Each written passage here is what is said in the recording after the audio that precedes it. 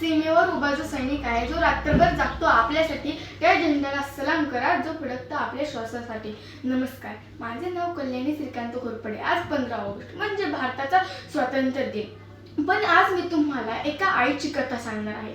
तिच्या डोळ्यात रोज स्वातंत्र्य झळकतंय. एका गावात एक वृद्ध महिला होती. तिचे नाव पार्वतीबाई व तिच्या मुलाचे नाव गणपती. तो भारतीय लष्करात कामाला होता. काही दिवसापूर्वी त्याला कारागीरच्या सीमेवर पाठवण्यात आलं होतं. काही दिवस त्याचे पत्र आले, पण तेही येणं थांबले.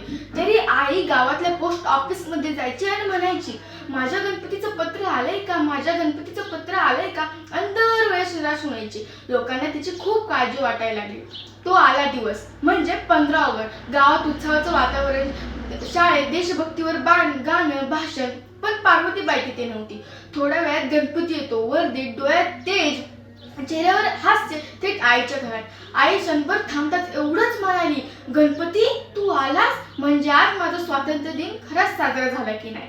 मित्रांनो, आपण भाषण देतो, मिठाई खातो, पण आपल्या लक्षात येते का आपल्या देशासाठी लढणारे सैनिक, त्यांचे कुटुंब, त्यांचे धैर्य हेच खरे त्यांचे आधारस्तंभ आहेत. चला तर मग आपल्या मनात ही भावना रुजूया, मी देशासाठी काहीतरी करणारच. वंदे मातरम. धन्यवाद.